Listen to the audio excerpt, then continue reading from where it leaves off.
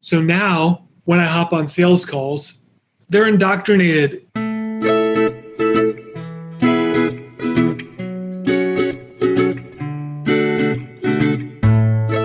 Hey, this is Kyle with the Podcast Factory, and I'm here with Justin Wise, founder of the Think Digital Marketing and Advertising Agency and host of the Think Digital Podcast. It looks like you've been with Jonathan since March of this year, but you've already done a podcast in your past.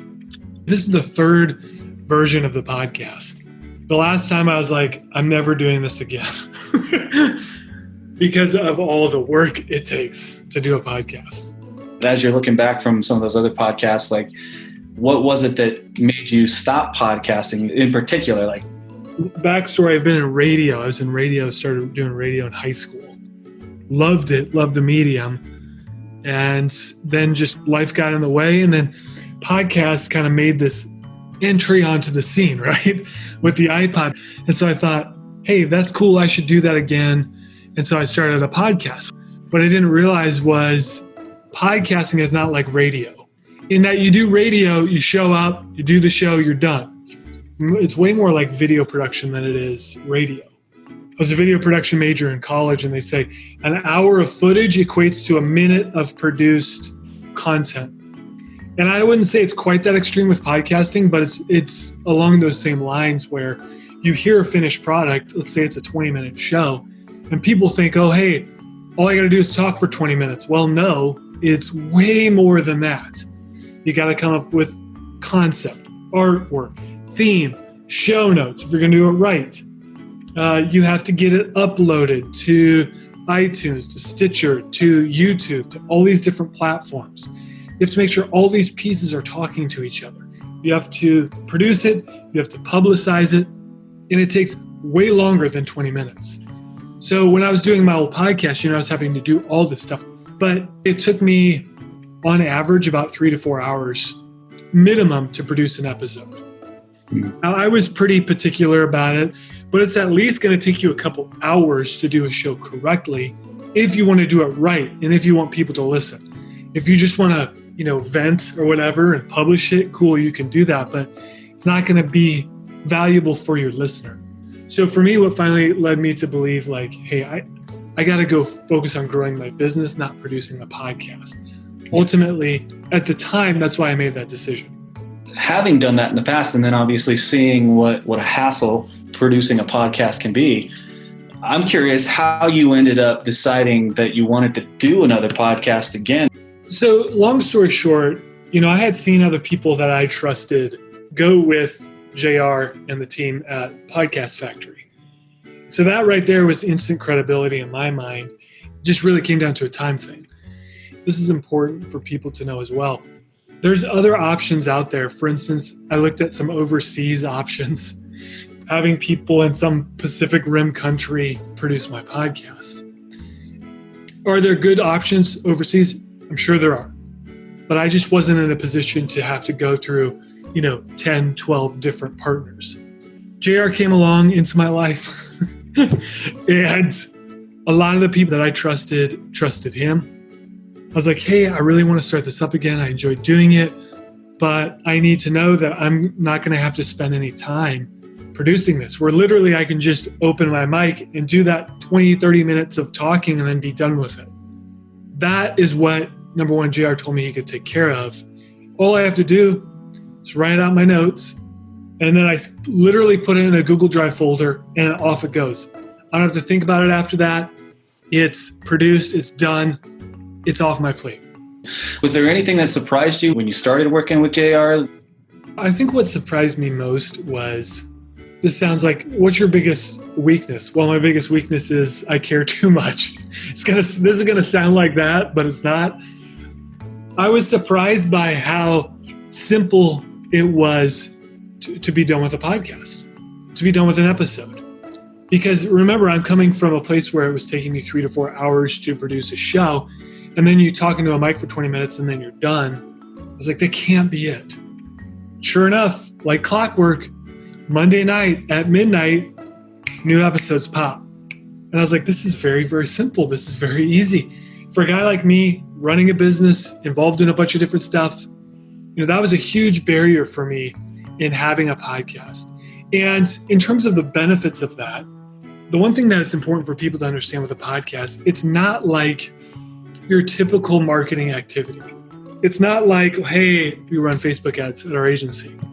Facebook ads have a near immediate response rate where you put an ad out in the news feed, people click on it. Podcast is different. It hits the prospect differently. So it's not like a short-term get momentum. It's cultivating a relationship with a listener, which you give up kind of that immediacy, but what you gain in the long run, and this is what I didn't realize when I did my first couple shows, it's a long-term play because you're building relationship, you're building credibility. So now when I hop on sales calls, people, they're indoctrinated. They feel like they get who you are, they get your vibe, they get what you're about, and it gets them 10 times closer if they've been kind of drinking the Kool-Aid, so to speak. If you're desperate for business, a podcast is not for you. If you're desperate for business, don't come to a podcast thinking like it's going to make you a millionaire overnight. It doesn't work that way. Before we move on, are there any other benefits that you can think of? Yes, the biggest benefit, we have really wrapped our entire content production schedule around the podcast. I upload the audio, they produce the show. Then we take the produced show, we take the show notes, and my team basically chops it up. So we chop it up into blog posts, we chop it up into emails, we chop it up into social posts, into images. We're starting to experiment with video, so putting it back into YouTube and building video around it. One 20-minute effort will generate content for the entire week.